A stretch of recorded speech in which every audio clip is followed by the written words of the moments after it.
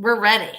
Hey, everybody. Welcome to Love and Relo, the voice of the relocation industry. I'm your host, Ben Cross. I am blessed and honored to be here with Heather Morgan and Erin Kostopoulos, business development managers at CSG, Commercial Services Group, for those of you who are uninitiated.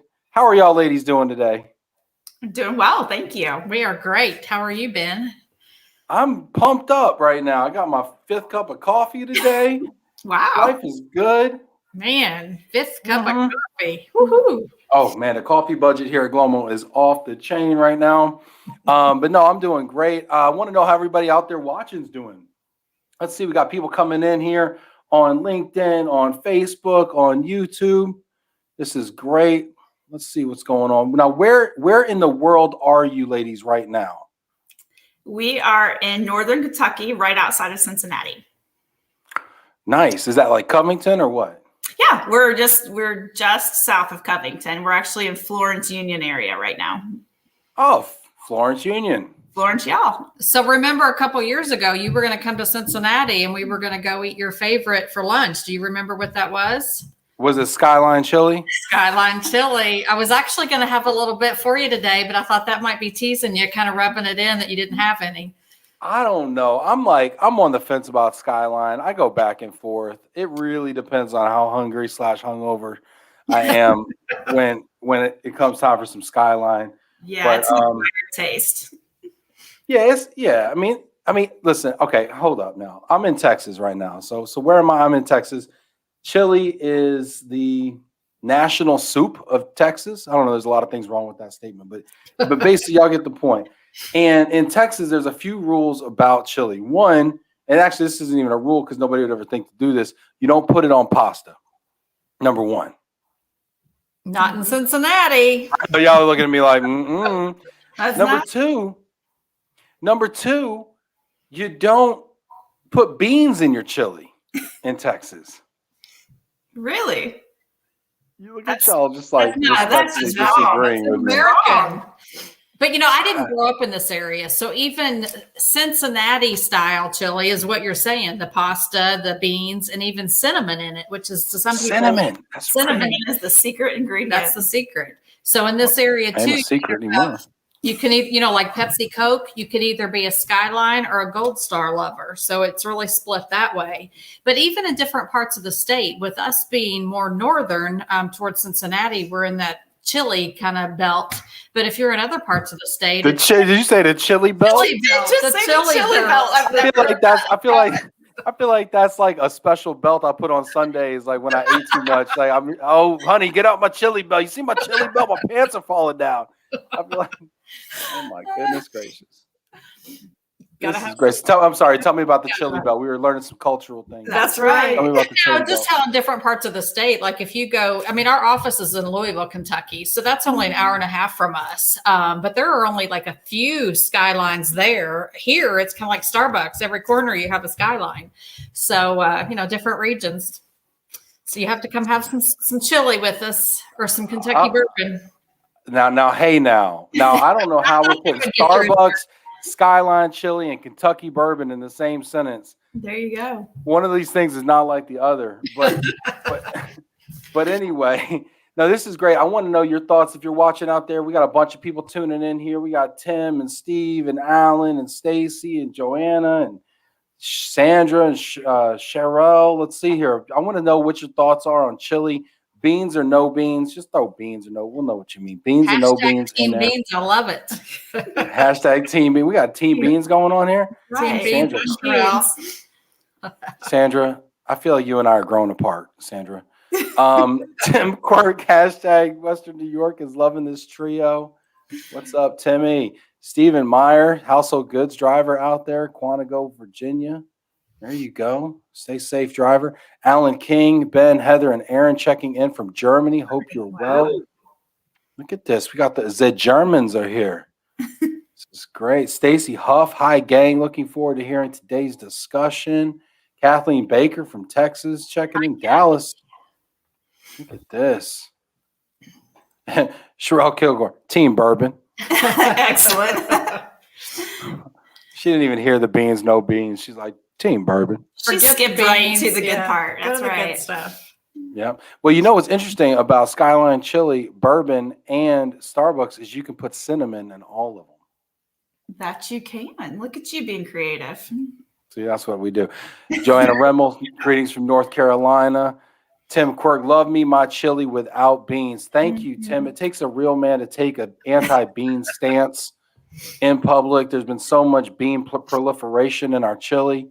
Sherelle Kilgore, I like chili on pasta and with bean. Oh, you've been drinking too much Team Bourbon over there. This is great. Let's see. Tim Quirk, where's Vinny?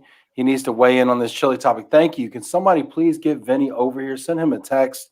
We need him to weigh in on the important issues of the day and global mobility. This is great. We're having a lot of fun today. This is awesome. But I want to know real quick here, Erin and Heather. Heather, I've known you for a long time, but Erin, you and I are just getting acquainted. We are. I'm going to get to you soon. All right, hold on now, Erin. But Heather, do you remember how you and I met or where we met? I do. It was actually, I believe, my first ERC in Houston, and my good friend Becky Bauman introduced me to you. Becky. Good old Becky. Becky was walking me around, just trying to introduce me to different people in the region, and I met you with Martin. Is that same thing? Sometime you're thinking about? Yeah, Martin. I forgot. Marty Party. Where you at, Marty? Tag Martin Mayotte over here too. Let him know we're talking about him. Yeah. And so when was that, Heather? It was 5 years ago? It would have been Houston in May of 2016. There you go. And that was introduction to ERC was in Houston. Wow, that's awesome. That's fantastic. So, and Erin, how did you get into the business, Erin? I have a background actually in procurement, and my company was asking me to move, and I didn't want to do so. And I happened to know the president of CSG, and she knew that I was looking for something that would allow me a little bit of flexibility. I have some young kids that require, a taxi driver a lot. So I was looking for something to be able to have a little bit of flexibility at night and things like that. So she came to me and asked me if I'd be interested. And I've been here for about 2 years now. Nice. That's awesome. So why don't you tell everybody, Tim Quirk, hey, good looking out, Tim. There you go. Shout out to Martin. So why don't you tell me a little bit about CSG? What is CSG? What do y'all do? Well, we are a women-owned business that specializes in collections in a lot of different areas, but mainly in commercial and then employee benefit collections. So we started out in 1983 as part of a law firm, actually. And over the years, we've transitioned into different ownerships and things like that. And as of now, we've been with our current president and owner of CSG for about a decade now. And, we're a small company out of Louisville, Kentucky, but we have a growing client base, and we primarily attribute that to employee benefit collections, honestly speaking. So since I've been here over the last couple of years, we've seen that business grow quite substantially. Huge. How long you guys been in that line? I'm sorry. Go ahead, Heather. That's okay. The company started in 1983, and it really started more on a commercial side of business. And then probably about 10 years ago was when we started hearing from companies and talking to different individuals, hearing about their issues that they were having. Hey, we've got a couple of employees that signed an agreement and they left, and they owe us big chunks of money. That can vary from, company to company is what they consider big. But as we started talking to them and realizing that there were, large dollars that were out there, we really started moving our focus from commercial collections to the consumer type. And the employee benefits falls under that umbrella, the consumer collection. This is so interesting because when I first heard about this, when I first met Becky at ERC, and her and I had a booth right across from each other. It was our first ERC. This was, back in San Antonio, I want to say. And when I first heard about what CSG did, I was like, what? Like, somebody does that? Like, I first of all, I was so new to the business, I didn't even know what a repayment agreement was. Right. And then to know that there was collections and stuff, I was like, wow, that is so Fascinating. So can you explain to people who may not know what it is that you're actually collecting on and Sure. how companies use you? Yeah, absolutely.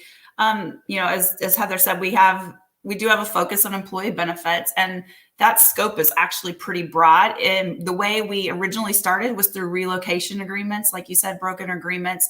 So for an employee who has terms of a contract to stay for 2 years, or they owe 100% or 50% or any portion of that relocation money back, if they leave prior to that time, that's really what our business started on, in employee benefits. And since then, we've been able to expand that to cover a lot of different areas for our clients, such as sign-on bonuses, tuition agreement, salary overpayments, really anything where the employee or former employee has a contract or a reason that they would owe the employer money back when they leave, or even for current employees who are still with the company, if they have salary overpayments and things like that, and they're not paying the employer back in a timely manner. A lot of times we have clients who will still hand those over to us, even with current employees.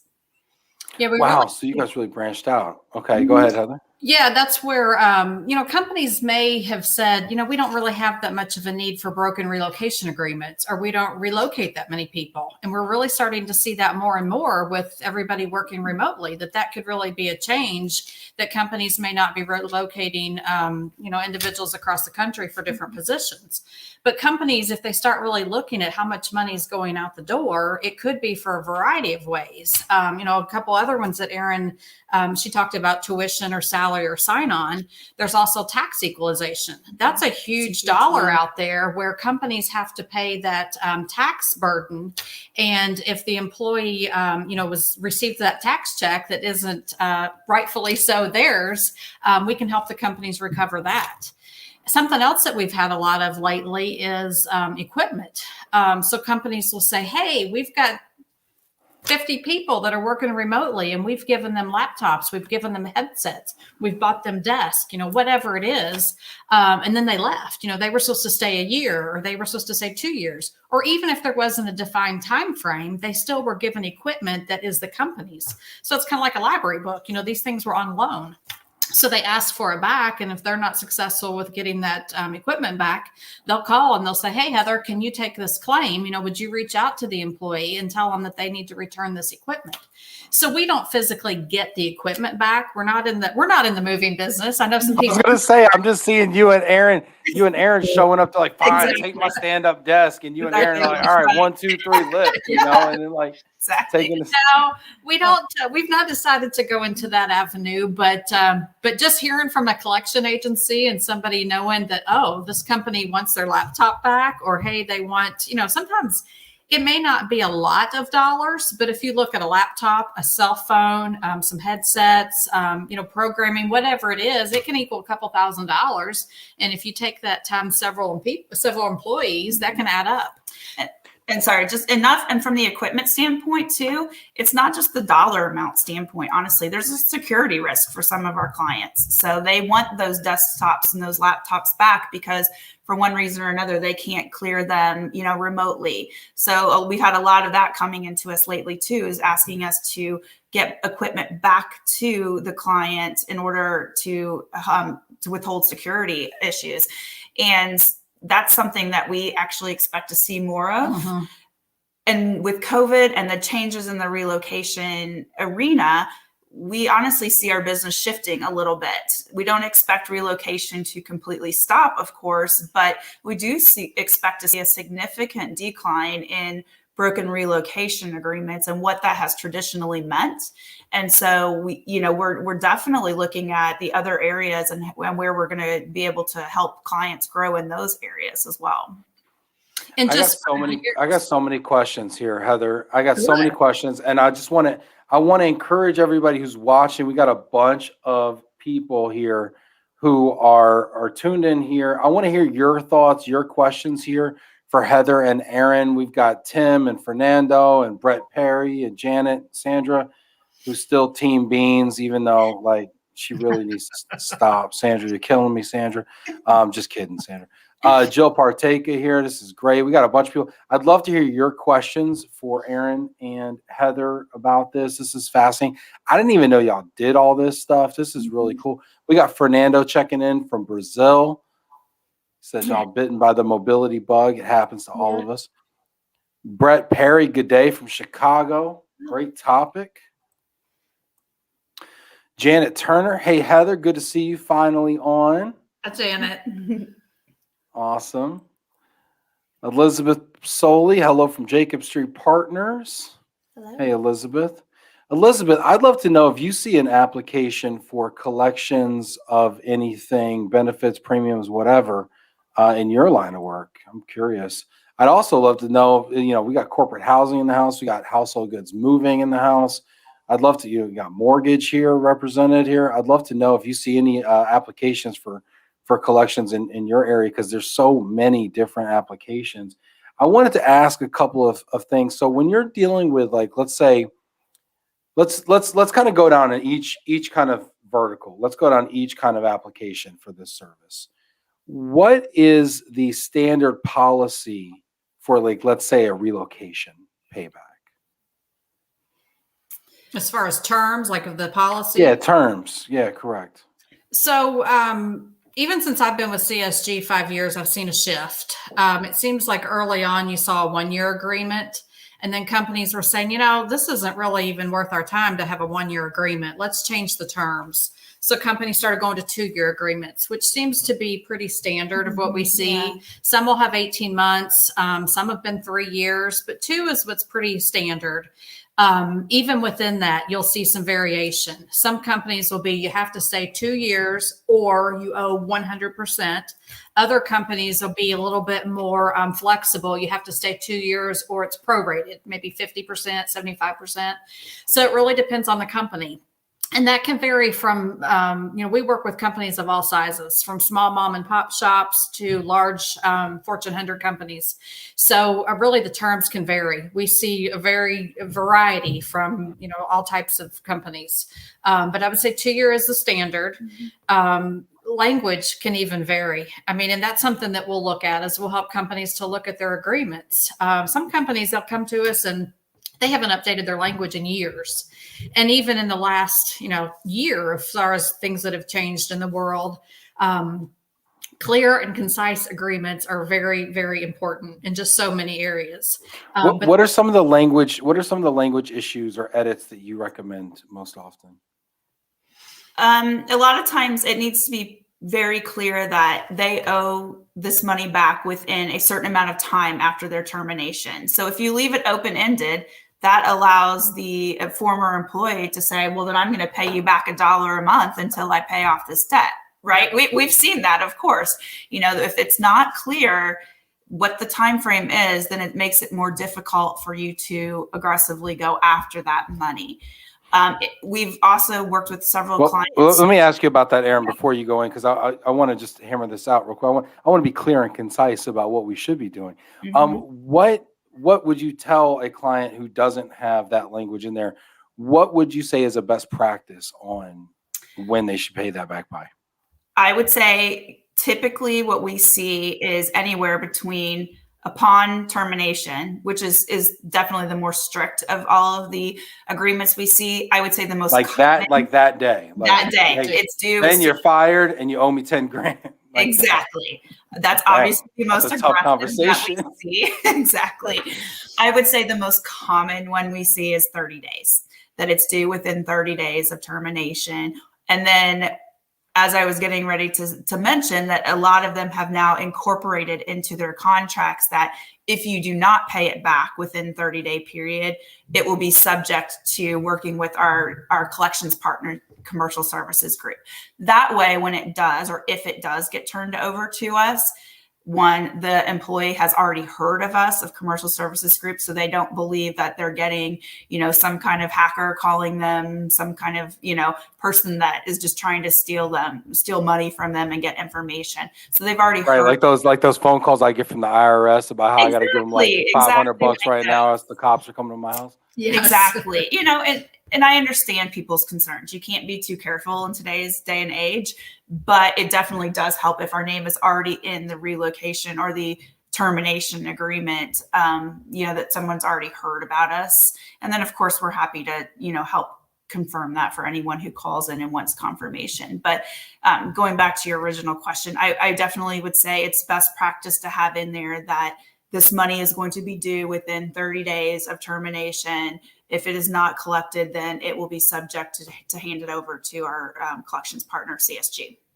There's a couple other things too to include in that agreement that we recommend. If the company wants to charge the individual court cost or attorney fees, if they don't want to pay those out of their pocket and they want that to be, hey, Ben, you owe us $10,000 and we may have to take you to court. That's not the case. Ben doesn't owe us money. Heather, you owe $10,000.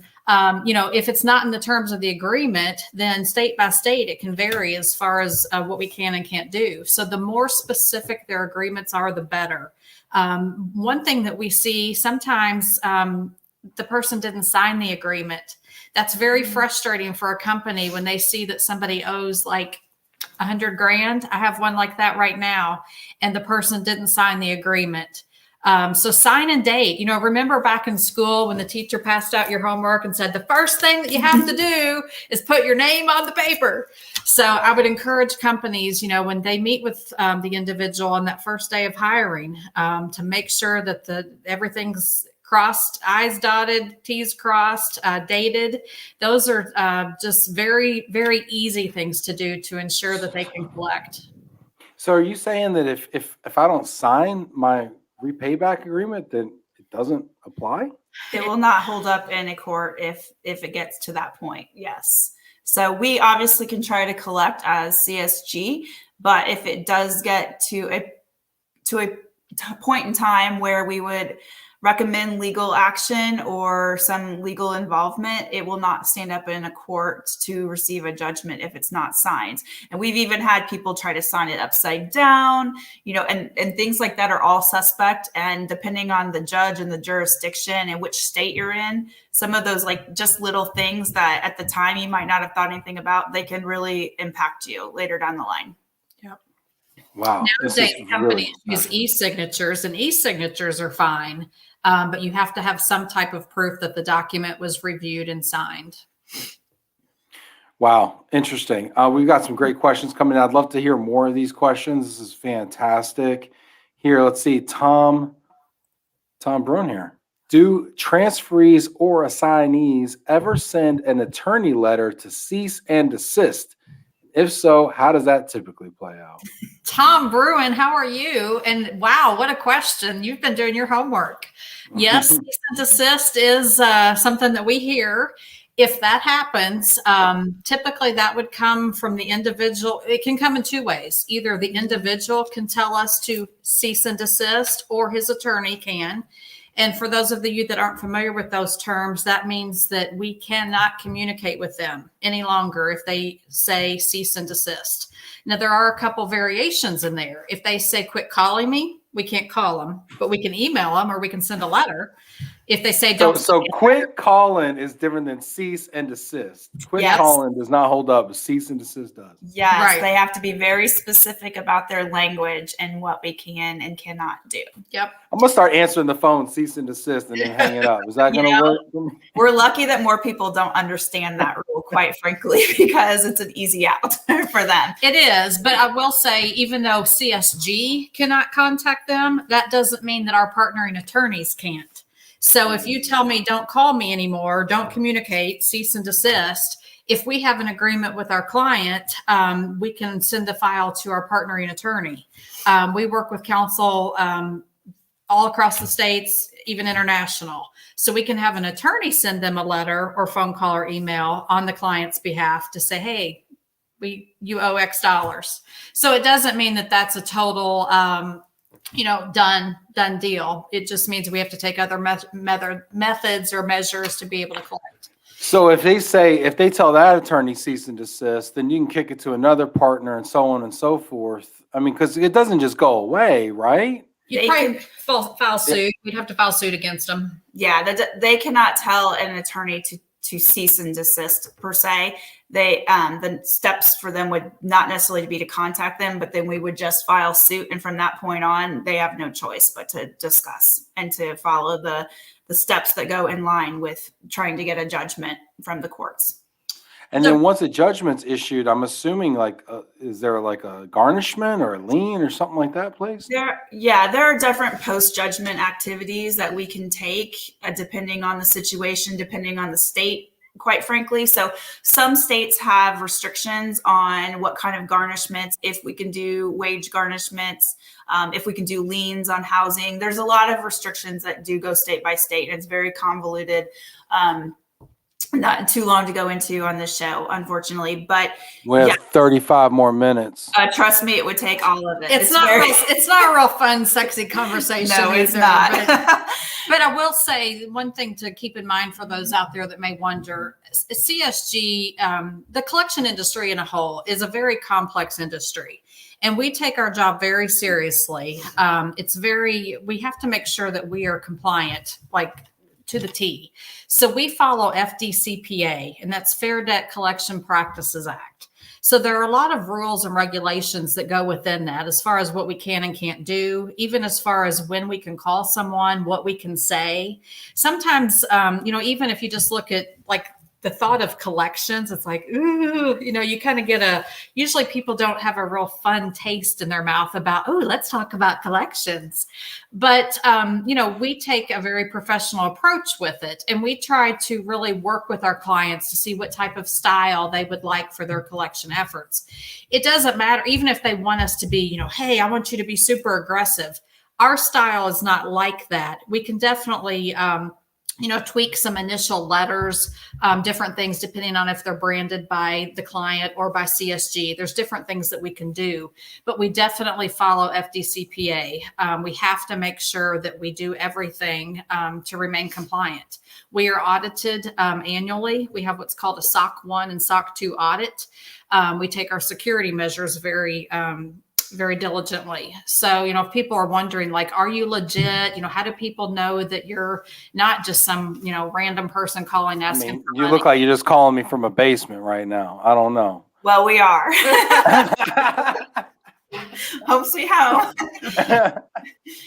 No, this is really good. We got a couple more questions here coming Absolutely. in. I'd love to hear your questions from the audience. Keep them coming. Janet's got some great ones. Tom had a great question there as well. Sandra, let's see, Elizabeth, let's see if you come up with one here as well. Janet says, is there a study done on how many employees try not to pay back? She's guessing it depends on type of business, et cetera. Just curious, how often do people try to not pay back? Do you have statistics? I'm curious on Janet's question. I actually want to kind of blow this up a little bit more. Mm-hmm. So what percentage of relocations have a payback agreement attached to it in your estimation? I mean, I know we don't know. There's a ton of lump sums. There's a ton of stuff out there. Mm-hmm. But first, what percentage would you estimate have a relocation payback agreement attached? I would say almost 100% that come to us have a relocation payback agreement. I would say overall, just based on industry knowledge, I would say in today's day and age, it's probably close to 90%. I think it's pretty much standard and status quo for companies who are, or at least larger companies who are relocating employees to have a relocation agreement of some type. Now, again, that can vary depending on the company, but it's not necessarily considered a good business practice not to have one any longer. No, I mean, that's higher than I would have thought, honestly, because I think there's a lot of what I would consider like uncounted relocations out there that are kind of off the radar. They're not being reported to worldwide ERC and volumes. Their RMCs aren't reporting them because they're lump sums, they're new hire bonuses, they're relocation allowances that are kind of done. I mean, I just got off the phone with a kid that used to work for me that took a job in Louisville, actually. And he's like, oh, I'm getting a $5,000 relocation, whatever. And I'm like, okay, well, it's going to be taxed, watch out. Heather's going to call you in 2 years if you don't get a job. Be careful. This is stuff that could happen here. I just don't know if they had a repayback agreement attached to that or not. Well, keep in mind too, is that, we see this a lot. And I remember thinking it when I was first getting into the workforce too, is, if someone's offering you a $5,000 a lump sum amount, especially right out of college, they may consider that kind of a relocation, but it might just be like a sign-on bonus too, which in that case wouldn't necessarily have the same kind of payback agreement. And for a lot of companies, $5,000 might not be enough to worry about that money and what the consequences would be and so forth. So I think there's some terminology that can sometimes overlap between what is actually a relocation bonus or payment and a sign-on bonus. So the next question within Janet's here that I want to ask is, what percentage, and this is fine if these aren't, these are just your best guess, but what percentage do you believe of relocations terminate within a repayable period? Whether that's 1 year, 18 months, 2 years. What's your gut instinct on that? I actually think it's probably fairly low. Obviously we see a lot from clients that are coming in, but I think if you look at the overall number, I think it's probably fairly low. And especially this past year with COVID, It's been almost nothing, quite frankly. I mean, no one's leaving a steady job right now to job hop, I did, but I mean, most people, to your point, would not do something so ridiculous. That, right? Yeah, that's absurd. We didn't see, as many relocations over the past year. We're just now starting to hear companies that, obviously if there was a position that had to have a physical person in there, if you're in a manufacturing plant, you have to physically be there. But if you're a person that can work in front of a brick wall in a basement, and if the company doesn't have to pay you to relocate, we're going to start seeing that. I have a question though. Was that brick wall paid for by the company? And if you leave, will they have to repossess that brick wall? It was paid for prior to me working at CSG. So it is all mine, fair and square. So now my husband might debate that, but it's mine. But no, at least half of it's yours. Exactly. All right. So okay. So now I want to get to the second part or the real crux of the question here that Janet asked. How often do people try to not pay back the relocation benefit? How long do you have, Ben? We have 28 minutes. Okay, perfect. I mean, yes, we definitely see, it runs the gamut to where someone will call in as soon as they get our letter, or even before they get our letter, when the company says, hey, you owe, and you're going to be, contacted by CSG, you need to pay. Some people are like, oh my gosh, I need to pay that right now. I owe it. I have an obligation and I want to take care of it immediately. I don't want it to impact my credit. I don't want to be sued. I don't want anybody to know, so yes, we definitely have people that will call in immediately and take care of it. No problems. That's not always the case. If it was the case, then we wouldn't have a job.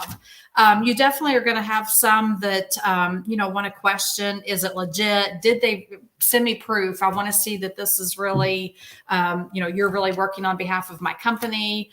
Did I really sign the agreement? I don't think I did. What are the terms in there? To where other people will threaten. We definitely see issues where we have countersuits, where we have, where they'll get an attorney and say, I'm fighting this because I was treated wrong, or, there were harassment issues, or I was promised, blah, blah, blah, so I don't have to pay, or just flat out, hey, my boss told me I don't have to.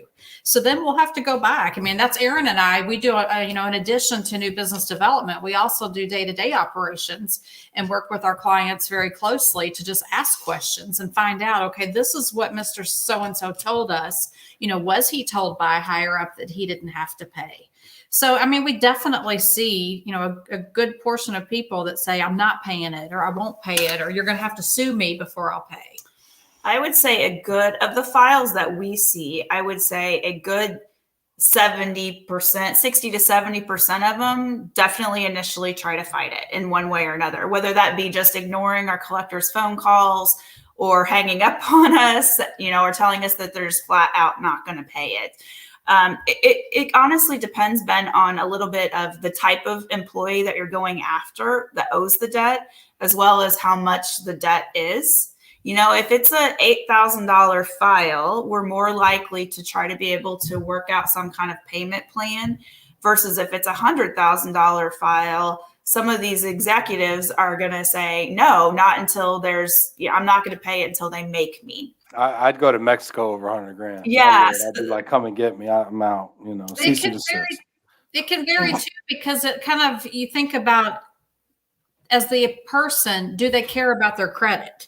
So we definitely have people that are like, whatever, I don't care. I mean, I have one right now where I have somebody that has like 8 judgments, 3 bankruptcies. They should have run a credit report before they hired that person. And that some companies do. So that is a tool that we have that we can put on the debt on someone's credit report. So that's a service that we offer, which is a very passive way to be able to try and collect. It may not be effective today or next month, but in a couple of years, if they go to change jobs and the company does a credit report, or if they try to buy a car, rent an apartment, buy a house, whatever, that can be effective. But definitely that is a tool, because if somebody cares about their credit report and they don't want to have that judgment, or they don't want their new employer to know, no matter what level of employee they are or how much they owe, that can really help us. I saw a comment, I don't know, a few months ago on LinkedIn, and it was someone outside of the industry, right? And she was offered a job, and her job, as part of, and they were talking about a relocation, and then they would have to relocate to this area, and they didn't really want to go to this area. And, and she, in her beef in the comment, really the crux of her issue was around, if she did take the job, if she did move her family to the area that she didn't want to be in, they were going to claw it back. They were going to do a relocation repayment agreement, and she would have to pay for that relocation. And she was taking exception to this. And, I remember commenting on it and kind of explaining, okay, this is kind of pretty standard, 1 year, 50%, 2 years, 100, 1 year, 100%, 2 years, 50%, kind of giving her that kind of thought, kind of giving her the rationale. But one argument she had, which I'll be honest, I shared her concern too, and I've been the employee in that situation. I've actually, I've had issue with this as well. Is the terminology or the terms around if you leave for any reason, right, through termination or you resign or whatever. Is that language? What's standard there, and is there room to negotiate? And what do you see most commonly around that? I think it depends on the company, first of all, but the standard language that we typically see is if they resign within the period of time. And then a lot of companies do have clauses in there about termination for cause. So if they are terminated for cause within, the 2-year period of time, for example, that they would still owe the money back then. Now, of course, that can get a little bit of muddy, right? It can get a little muddy, and it can what's for cause? Exactly. And so typically what will happen in those cases, quite frankly, is the employee, an employer in a lot of cases will go by the law of the contract and say they owe us this money.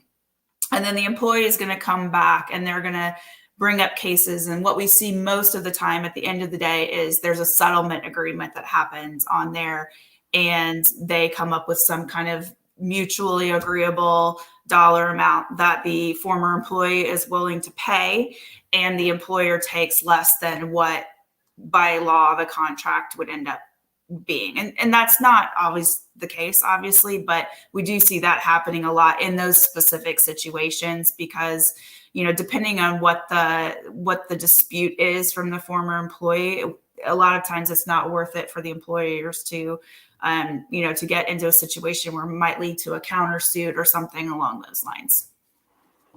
Yeah, really interesting. And that actually leads to Janet Turner's next question. Does CSG negotiate? Mm-hmm. It really depends on the terms that we have set up with our clients. Some say, they owe us X and that's what we want. Others will say, talk to us, tell us what the situation is. How long was the person employed? What is their situation? What are their finances? We've got somebody right now that wants to pay $100 a month on a $75,000 balance, and she just bought a brand new car and a brand new house. So, we can look at their finances and help to determine what would be a good payment plan. We don't I'm want saying to, she probably has a cash flow issue with a new house and a new car. I mean, could At be, this point, yes. could I'd be be. broke too. Well, but that's a case study for even that I'm going to talk to our client about is, they've got some files where, okay, we've worked with this person and we're not having success. These are some next steps that we recommend. CSG is a collection agency. We are not a law firm, but as I mentioned, we do have attorneys that we partner with all across the country. So if the client is interested, we can partner with that law firm to be able to reach out and maybe hopefully work out some payments, get a settlement. Some clients, yes, will settle. Sometimes they just want to get it off their books, and especially if it's going to go into a next year, because then it gets into having to do a corrected W-2, tax implications, different things like that. Mm-hmm. So, bottom line, yes, some companies will negotiate, some will settle, others won't. And we're the individuals that will go back to them and say, hey, here are the facts. How old is this person?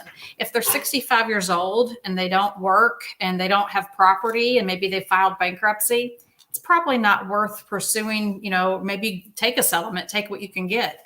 If they're 30 and they have a great job and they have a college degree and, they got good credit, I would say probably, the client's going to say, we want our money. Yeah.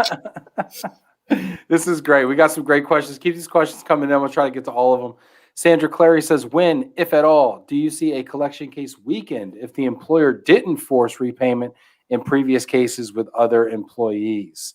Does that hurt their case? They don't collect all the time? Absolutely. The first thing that we tell new clients when they come on and when we're discussing new business is you have to be consistent.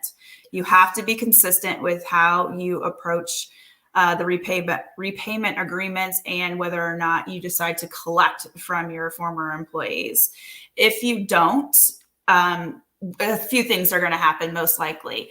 One, people are not going to pay because they're not going to take you seriously. They're going to say, well, I know so-and-so, and, they didn't have to end up paying anything. At the end of the day, client ABC ended up dropping it and they walked away. That happened. And people talk, right? They make friends at work, they talk, they keep in touch. So that happens a lot. The other issue is going to be if you get to a point where you do want to pursue a dollar amount or a debt and you take it to court, they're going to have a very weak case. The attorney is going to have a hard time proving why this person had to pay and the other person didn't have. And certain states, are what we call like debtor-friendly states, where it's a little bit harder to get a judgment, quite frankly. So if you come up against a judge in one of those states, such as Texas, it's going to be more difficult for us to get a judgment, and if a client hasn't been consistent in how they've been applying their practices. Now, the exception to that, I will say, is if they have a policy that's in writing or documented that has been, for example, they're only going to go after relocation agreements that are over $10,000. And anything under than that, they're not going to worry about. So if you are going to make some kind of distinguishing factor or draw a line in the sand, it needs to be documented and that needs to be followed as well. So then at least you can come back and say, yes, we do have a little bit of discrepancy here, in terms of whether or not we go for all of our clients, but anything over this dollar amount or anything because of this is what we would go after. We used to call it the good old boys club, I think, as we've turned it in for years past, but you want to make sure that certain people aren't going after certain people and certain people aren't, letting other people slide.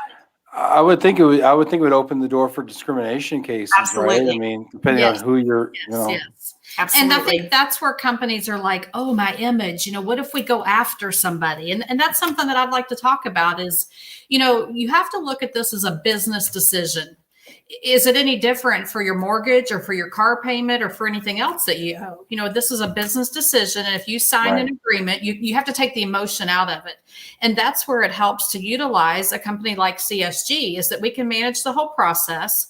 And our collectors are trained and they're educated on how to collect, how to negotiate, how to know, the compliance, the laws, the things that go on state to state, to where internally, your collectors, it's not that you can't do it internally is the initial creditor, but your staff may not know how to collect or how to go about, talking about these different issues of discrimination or things. Erin and I, we're not collectors, but as far as our team, we are removed from that. So we weren't the person that said, "Hi, Mrs. Smith, we're excited to get you moved, and here's the school where your kids are going," or your language training or anything else that happened on that HR side. So really it helps when you take the internal person out of the piece, because it's distant. You don't have that relationship there. You can't kill the cow if you name the cow, but you never name the cow. Right. Exactly.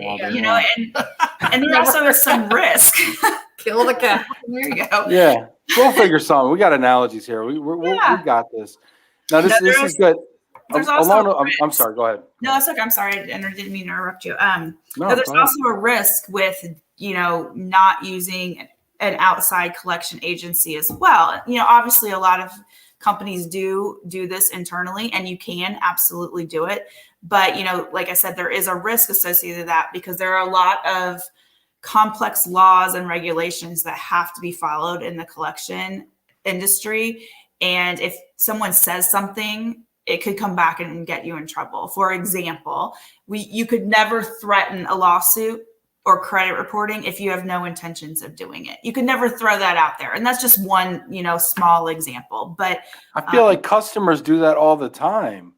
Customers are like, "I'm going to get my lawyer. I'm going to sue you guys." I mean, I used to work in call centers. We get that once a day. Yes, they absolutely do. And we hear it we hear it from them all the time. But we are not allowed to make that threat or that we can't even allude to that might be a possibility if we know that a client will not ultimately file suit on something. And like I said, there's just a lot of those regulations and things that are very detailed, very monotonous, things that our collectors are trained on annually and are responsible for keeping up annual training that can be a benefit to the client. Wow, I'm learning so much right now. Jill Parteka agrees about naming cows. I see that. I love it. Janet Turner, how much of your day is spent on the phone versus email communication? So you're talking, Janet, I'm thinking you mean the collectors, like as far as their communication? I'm going to go with that. And if that's different, let me know. It probably makes sense. So the collectors. Heather, how much of your time is spent on the phone? Just kidding. Quite a bit, but not as much as the collectors. Yeah. The collectors. Erin and I have ours is definitely a different role than the collectors. I couldn't do it, honestly, because they run the gamut from people that are nice and friendly and yes, I'll pay, to cussing them out regularly every day. And, I couldn't do it. They do a great job. So the collectors, it really depends on where they are in the collection cycle. We can reach out to someone. Again, there are rules that we can only reach out to someone so much. So it depends. If they've already called them, they can't call again that week. If they've already emailed them, they can't email them again. So there's so much time frame that has to pass. I would say the majority of their time is on a call, because that's where, they're trying to get people on the phone. It's been, would you say, easier now with people being home? We're definitely finding people at home more, being able to reach them. But the collector will do whatever it takes to be able to communicate, whether that be on the phone, on email. There are some agencies that use texting. We don't do that yet. We're a little bit more conservative in our approaches. We want to make sure that we're doing everything that's legal. And some of that just comes into those fair debt collection laws. We have to make sure that we're communicating with the right person. We don't want a communication to go out there that tells someone about their debt and somebody else get it. So we're definitely on the more conservative end and really just kind of look at trends and see what goes on before we jump into that, because we want to make sure that we're representing our client fairly, that we're working professionally with the individual. So I hope that answered your question, Janet, but I would say most of their time is on the phone. Yeah, I would say they probably spend at least 5 to 6 hours a day making phone calls and following up with emails and things like that. And then we also have our collectors rotate on Saturdays as well, because we're only allowed to call debtors between certain hours of the day. And so we rotate on Saturdays to be able to also try to get some of those people who are working full time Monday through Friday and who might be able to not answer a phone call and things like that. So, we do try to, well, we obviously stay within the limits of the law and the regulations, but we do try to reach out at different times during the day so that if it's inconvenient for someone, perhaps a nurse works night shifts or something like that, then we'll try to reach out a couple different times of the day to see if we could get a hold of them. Wow, we got some good questions coming in here. So much to know about this. John Paul Phoebus says, how has the moratorium, some states, counties are different, obviously, affected your stage of collections from renters? Good question, John. I would say I'm going to let Erin answer this as well, but I feel like that. So with our collections, we specialize in the employee benefits. So we're not doing education type loans or, auto loan repayments, things like that. We're not doing any type of collection on rents. I'm sure that the collectors have heard some comments about, I'm struggling. We're definitely hearing that. And that was a challenge that came about in 2020 with, reaching out to people, is that they were, losing jobs. They, just a wide variety that we've all experienced, having your kids at home and trying to do your job at the same time or working nights. And, their payments were, messed up because of paychecks or not getting unemployment. So we really tried to listen, to work with our debtors to be able to find out what they needed, how we could help them. As far as just specifically from renters, I don't know about that. Do you? No, we, like Heather said, we don't honestly do a lot with renters. Now, I will say on our commercial side of things, we do have a collection manager that handles almost all of our commercial business. And she specifically does like tool rentals and things like that, a lot of those types of renters. And she's had business as usual, honestly, for a lot of that. And I think a lot of that was because people were doing home projects and things like that, where they were renting equipment and renting things from, like a Home Depot type of place or something along those lines. But we during COVID, we did have a lot of issues come up with people saying that they could not pay rent or they were struggling to make house payments or car payments. So how could they possibly, pay this debt? And whether that was a new debt or an existing debt that they were already making a payment plan on, quite frankly. So one of the approaches that we took during COVID or when COVID first hit was we called all of the debtors back, checked how they were doing, made sure everyone is okay, trying to be very sympathetic to their situation, quite frankly.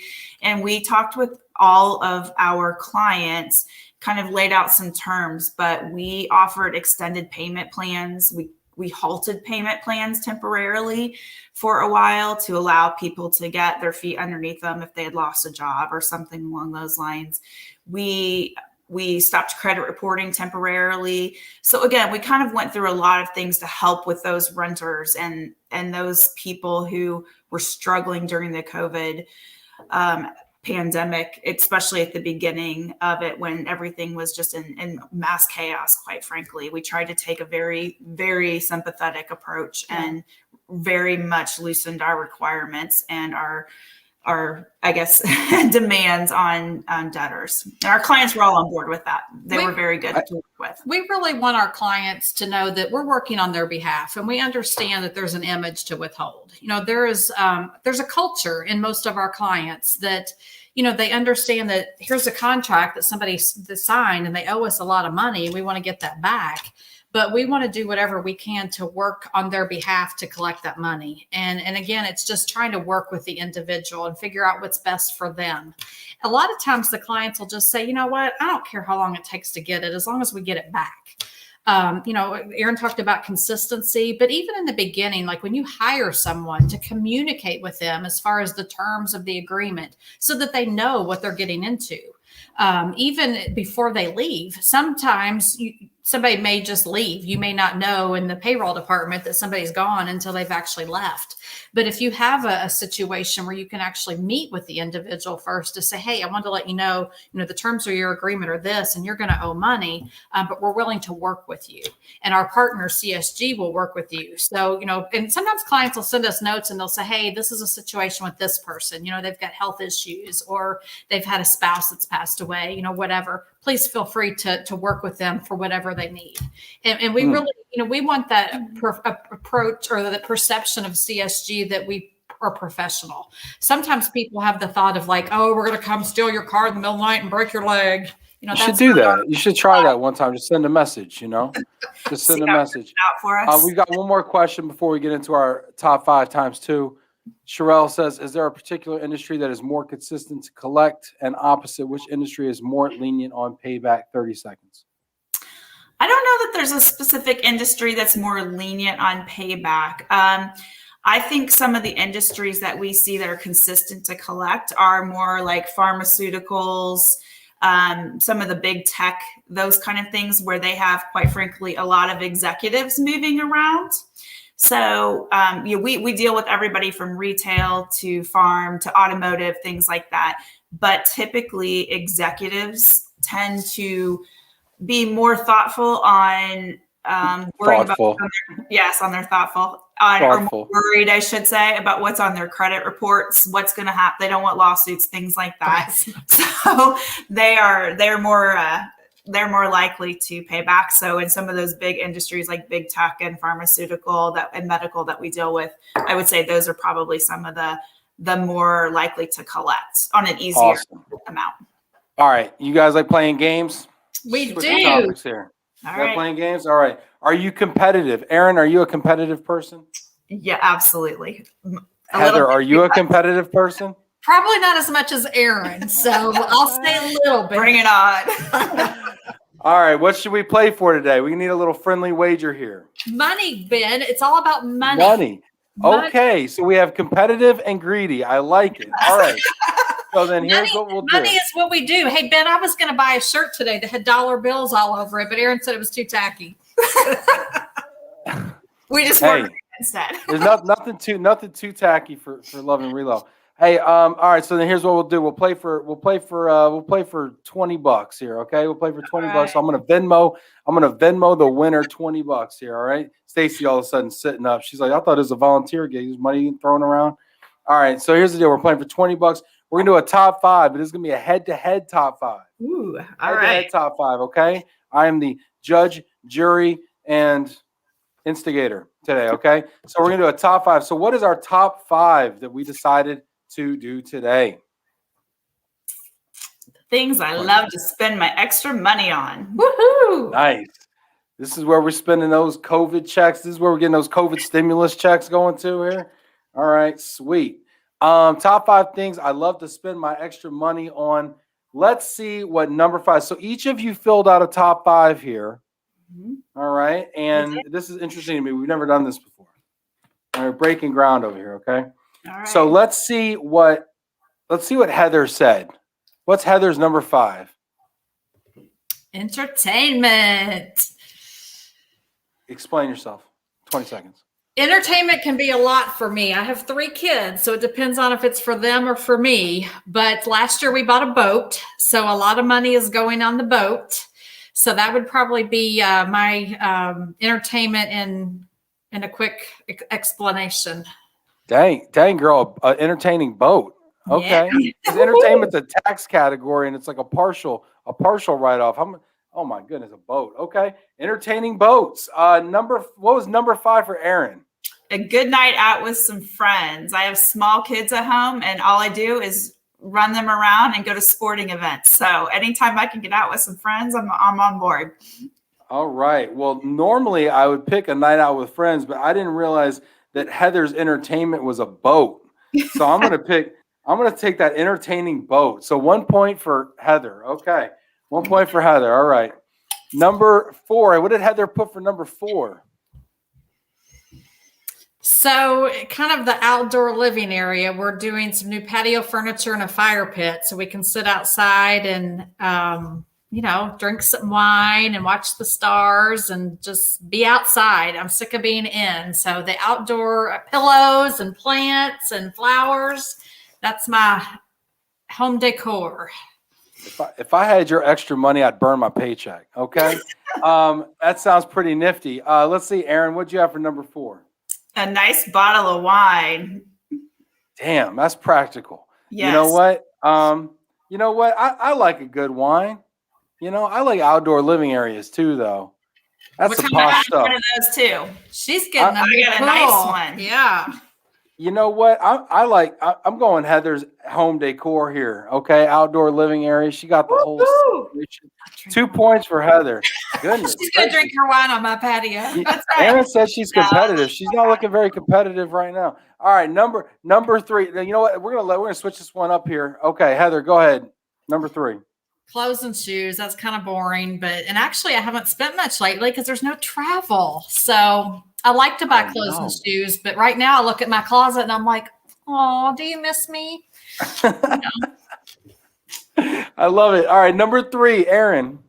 I put things for my kids, and that can be sporting events, traveling for their tournaments, things like that they enjoy. So we love to travel and go to all their travel sports events and get them all set for that. So, well, I have kids and I can't wear women's clothing, so I vote for Erin. Erin gets 1 point for that. All right.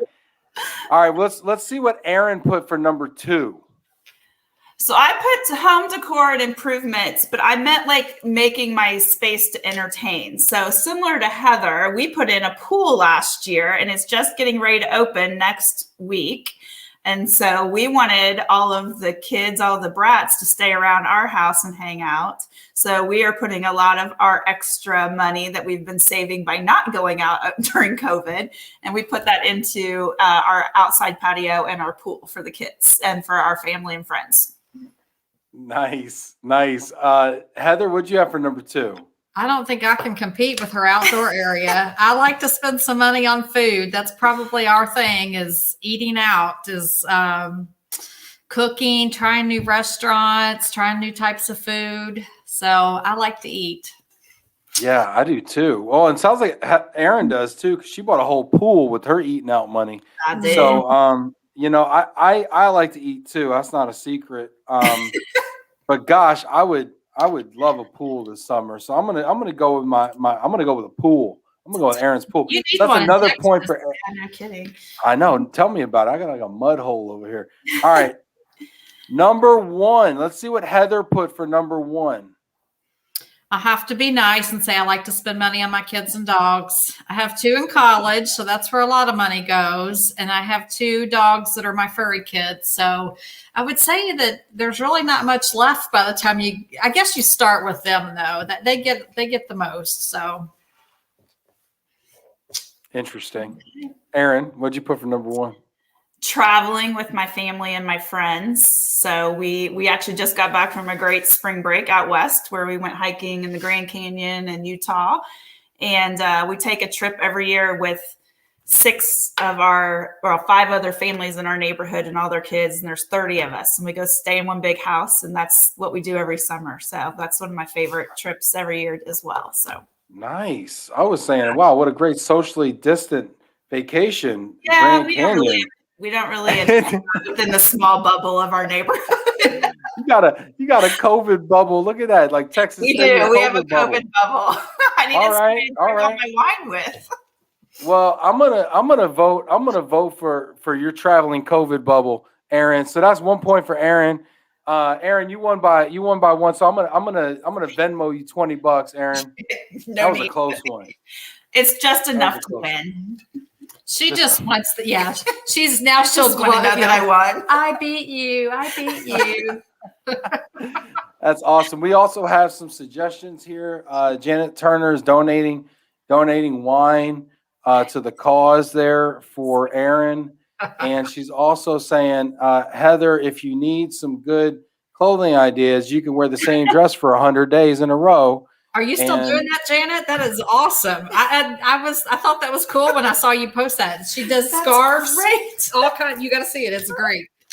That's I mean, it's a nice dress, and it's a great story, and there's a great community around it. That's awesome. But I'll be honest, when I first heard it, I'm like, dang, Janet. Woo! that's wonderful. Are you washing it? I love you, Janet. Love you so much. She says the wash is really nice, actually. I have a pair of yoga pants that I've almost made it. Yeah, for real. With COVID. Your COVID pants. My COVID COVID pants. pants, exactly. It's about That's all that fits awesome. in the house anymore. That is fantastic. Well, this has been a lot of fun. Do you want to leave us with a final thought before we call it a day, ladies? We just appreciate you having us on here, Ben. We've tried for a while to be able to get together. Linda Wise is our president, and we thought that Linda would be, a good person to be on here to share the story. But the more she started looking into it, she's like, you are the ones that do business development. You're the ones that are going to the meetings. Hopefully soon we'll be able to get out on the road and be at ERC and be at SHRM and different places. But we really enjoy getting out there and meeting people. Collections isn't for everybody. We get that. Some companies are just like, we have a lot of money. We know that it's going out the door, but it's just not something we're comfortable with. We know that. But if it's something that you do think you want to look into or you have some questions about, we're here. We're happy to, just brainstorm with you and talk to you and see if it's an option for you. We're here to help. And that's just the thing about it is we want our clients to know that we're working on your behalf and we want to do the best that we can. We appreciate you helping us spread the word to get the message out there about what we do. Cool. Thanks for being here. Thank Appreciate you. it. Erin, Welcome. did you have anything to say? Any victory speech or anything you want to do? I would like to thank everyone who helped me come up with my top 5. I do want to reiterate, thank you for having us on, and thank you for everyone who participated today and had questions for us. They were really good questions. As Heather said, we know collections has a negative connotation a lot of times, and it's not for everyone, but I certainly never thought I would be working in this industry. But I will say, depending on how you want to approach it, we have very flexible models. We can be as timid or as aggressive as you would really like if it's something that you're interested in doing, and just because you reach out doesn't necessarily mean that we're going to mark you down, forever and hold you to it. So we'd be more than happy just to talk to you about it and see if it's something that is mutually beneficial for both of our companies. So yeah, we appreciate it. Very cool. Yeah, and thanks to everybody that joined in, and thanks for everybody that's watching back at home, and thanks for hitting that like button. Hit that like button a bunch of times if you haven't done so already. Hit that virtual applause button. Thank you for all your comments. The show is always better when you get involved, so thank you for taking time out of your day to be here with us as we were talking to Heather and Erin from CSG. And don't forget, tomorrow we actually have Mark Topoleski and Shaju from Ellis Porter Immigration Services. The managing attorneys for that firm are going to be here tomorrow talking about immigration here in the U.S. and globally. So thanks so much, everybody. Take care and God bless.